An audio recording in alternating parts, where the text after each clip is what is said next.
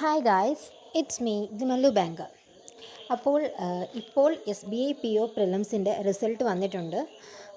August last week അല്ലെങ്കിൽ September first week എന്ന് പറഞ്ഞ് നമ്മൾ expect ചെയ്തിരിക്കുമായിരുന്നു. And suddenly it came. So മെയിൻസിൻ്റെ exam എന്ന് പറയുന്നത് 13th ആണെന്നാണ് പറയുന്നത്. വി ഡോണ്ട് നോ, അത് കറക്റ്റ് അഡ്മിറ്റ് കാർഡൊന്നും വന്നിട്ടില്ല ഇതുവരെ. ആൻഡ് ഫൈനലി സ്കോഴ്സ് നോക്കുവാണെങ്കിൽ നല്ല കട്ട് ഓഫ് ആണ് വന്നിട്ടുള്ളത്. General 66.75, then O B C 65.5, E W S വരെ 64.5 ആണ്, എസ് ടി 51.5.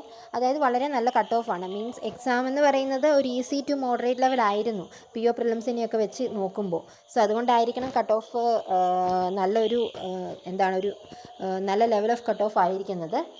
ആൻഡ് ഫൈനലി എൻ്റെ സ്കോർ ഞാൻ ഷെയർ ചെയ്യാം. ആക്ച്വലി പറയുകയാണെങ്കിൽ ലക്കാണ്. മേ ബി ഞാൻ 80 അടുത്ത് അറ്റംപ്റ്റ് ചെയ്തിരുന്നു, ബട്ട് എനിക്കെങ്ങനെയാണ് ഇത്രയും നെഗറ്റീവ്സ് വന്നതെന്നുള്ളത് എനിക്ക് അറിഞ്ഞുകൂടാ. And I will show you my marks. So എൻ്റെ മാർക്സ് എന്ന് പറയുന്നത് 66 ആണ്. And yes, I am qualified for mains. ഇനി വളരെ കുറച്ച് ദിവസങ്ങൾ മാത്രമേ ഉള്ളൂ. ആക്ച്വലി ഭയങ്കര ആങ്ഷ്യസ് ആണ്. And I will prepare hardly for this exam.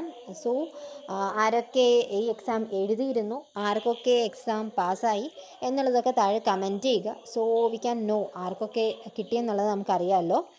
And ഇനി എന്തെങ്കിലും പാസ്സായവർ എന്ത് ചെയ്യുക, മെയിൻസിന് വേണ്ടിയിട്ട് ഡൈ ഹാർഡായിട്ട് പഠിക്കുക. ആൻഡ് കിട്ടാഞ്ഞവർ വിഷമിക്കേണ്ട.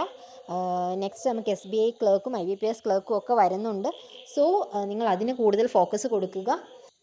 And S B I P O mains ഉള്ളവർ എന്ത് ചെയ്യുക, കറണ്ട് അഫെയർസ് ലാസ്റ്റ് 6 months ആണ് നമുക്ക് കറണ്ട് അഫെയർസ് വേണ്ടത് എങ്കിലും ലാസ്റ്റ് 4 months എങ്ങനെയെങ്കിലും പഠിക്കാൻ ശ്രദ്ധിക്കുക. സോ ക്യൂസസ് ആയിട്ടും പാനിക്കായിട്ട് കാര്യമില്ല, ഉള്ള ടൈം വൈസായിട്ട് ചിലവാക്കുക. ദെൻ അതുപോലെ തന്നെ ഡിസ്ക്രിപ്റ്റീവ് നമുക്ക് നല്ല മാർക്സ് ഫെച്ച് ചെയ്യുന്ന ഒരു ഏരിയ ആണ്. സോ അതിന് വേണ്ടിയിട്ട് ടൈപ്പിംഗ് സ്പീഡാണെങ്കിലും ഇമ്പ്രൂവ് ചെയ്യാനൊക്കെ ശ്രദ്ധിക്കുക. ആൻഡ് റീസണിങ്ങിൽ പസിൽസ് അല്ലെങ്കിൽ പസിൽസിനേക്കാൾ കൂടുതൽ മിസലേനിയസിന് കൂടുതൽ പ്രാധാന്യം കൊടുക്കുക.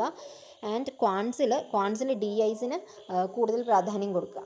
ആൻഡ് ഇംഗ്ലീഷിൽ നമുക്ക് എക്സാമിന് കുറച്ച് അതായത് ഹാഫ് മാർക്സ് വെച്ചിട്ടായിട്ടുണ്ട്. സോ എന്നാലും ഡിസ്ക്രിപ്റ്റീവ് ഉള്ളത് കൊണ്ട് തന്നെ ഇംഗ്ലീഷിന് വെയിറ്റേജ് ഇല്ല എന്ന് പറയാൻ പറ്റില്ല. സോ ഇംഗ്ലീഷ് ഡിസ്ക്രിപ്റ്റീവിന് കൂടുതൽ ഫോക്കസ് കൊടുക്കുക.